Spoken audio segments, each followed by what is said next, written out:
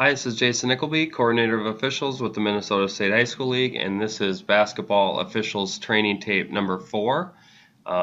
Season's going really well. Really pleased with our efforts so far.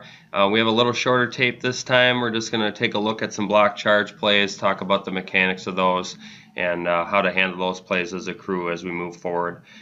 Should have another tape next week sometime. Again, these plays aren't meant to pick on any one official or crew or team. They're meant as a learning opportunity, and hopefully that's working out for you and your crew as we've gone along with the season. So with that, let's get to some plays.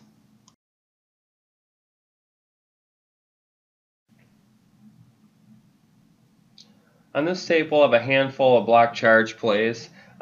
Pretty common play that we have to deal with just about every game, but they are one of the toughest plays that we have to officiate. So just want to look at a few of those, look at the mechanics of handling these plays, and make sure we're seeing what we need to see and standing where we need to stand so we can get these plays right more often than not. So on this first play, we have a half-court set. I like how the lead is flexing with the ball. He's mirroring the ball, so when the ball's in the middle of the paint or at the top of the key, we move down to the lane line, close down, and then when it comes back outside, we take a step back out. And then when that play starts to the basket and that play is going to develop, we need to be stationary so we can officiate the play. Try to be a little bit deeper so we can get a little bit wider perspective. But we want to pick up that defender. We want to make sure that the 2 feet, at least initially, have been on the floor facing the opponent, and then we can jump up in the air or move backwards to maintain that guarding position, which number 11 does here. She faces her opponent and then moves backwards to maintain that guarding position, and then the offensive player plays through her chest.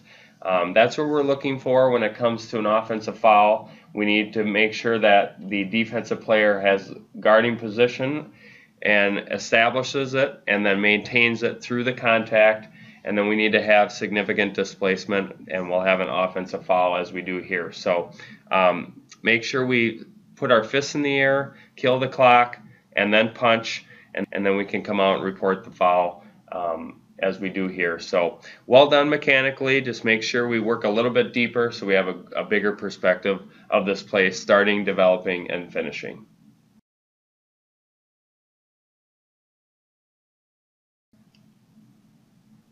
On this play, we'll have a block charge play that's on the block opposite the bench in transition. Mechanically, I like how we stop the clock and then go with the punch. So well done there.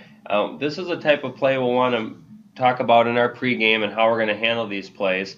My suggestion would be that if we're in transition and the lead gets to the baseline and is stationary when the contact occurs, then he should take that first crack regardless of where the block charge play takes place.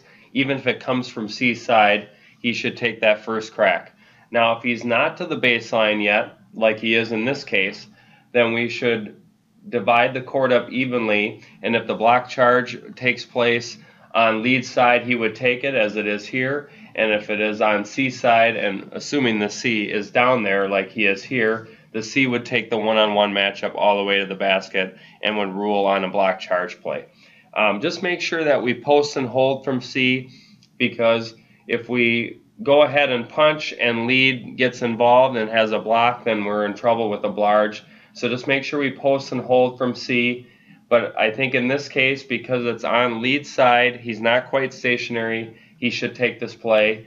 And I believe number 33 gets legal guarding position and is played through by the offensive player. So well done.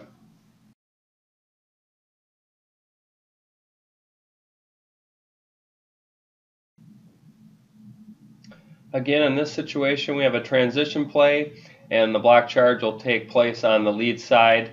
He gets down there as quick as he can. When the contact's ready to take place, he does his very best to get stationary. I think that's okay, even if we're on the court and not necessarily on the baseline. I think that's totally fine.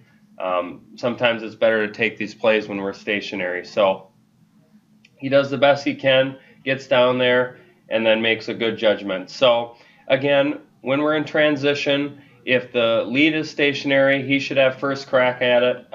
Anywhere in the paint, block charge plays in transition. If he's not stationary, if he's still moving towards the baseline, then we should divide the court up 50-50 and let the lead take one-on-one plays from his side. However, this is on lead side, so in either case, whether the lead is stationary or moving towards the baseline, the lead should take this play. And number 11 gets there before the offensive player takes off. Therefore, he has legal guarding position, and this is a properly called offensive foul by the new lead.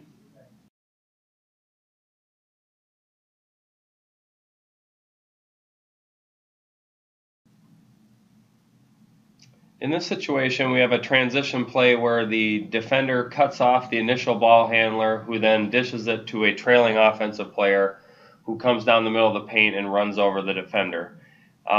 Again, in transition, if we're stationary as the lead is here, he can take all block charge plays in the paint, and he should have first crack at that. C, we should try to stay out of it, but if we are, we should blow and hold. I like how we post the foul by the lead, followed by the punch, so proper mechanics there. The defensive player appears to get his feet down. I know he's got some happy feet, but he gets his feet down facing the opponent, and then his feet are moving backwards when he is run over, subsequently the offensive foul. We don't have an arc in play in high school basketball, at least not at this stage.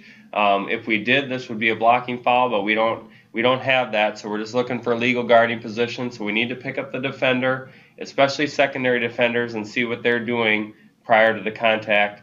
And I think we do a good job here of picking up the defender, making sure he has legal guarding position prior to the run over. Again, he's stationary, so this should be lead's first crack.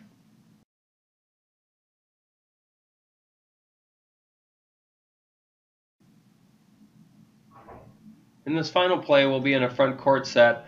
The lead is at the lane line opposite the bench, and he's going to take this contact in the paint. Rightfully so. We have a secondary defender involved in this contact, so he should have an idea of how that defender got there. The trail is going to be helping with the ball handler, at least initially, into the front part of the paint there. And then once we have contact in the middle of the paint, the lead should have the first attempt at this one. So nice mechanics, stationary, post the foul, and then the punch. So well done mechanically. We should be picking up the secondary defender as the lead because we know how they got there. Any of the other officials would be guessing. These are real tough plays as far as establishing that legal guarding position prior to the offensive player leaving the ground. Real tight. I like how on these types of plays we're consistently officiating these plays within the same game. We have 3 of these plays that are fairly similar, all officiated the same way. So well done as far as mechanics, and then our judgment, and then matching plays from one end of the court to the other. We had offensive fouls on both teams, properly officiated, good mechanics. It's an easy sell to the coaches when you have similar plays and we end up with a similar result as we did in these 3 examples. So well done by all of these crews on these plays. These are tough plays, block charge plays. Just wanted to throw a couple out there. Talk mechanics. Just make sure as a crew that you discuss who's going to take contact in the paint initially. One-on-one drives from C-side. Plays leaving trail and going to lead. Transition, stationary lead or not, all those factors, make sure we discuss those as a crew so that when we have these plays, they don't catch us off guard, and we try to eliminate blarges as much as we can. So good job by the crews again, and hopefully your games are going well, and we'll have another tape here next week sometime. Have a great week.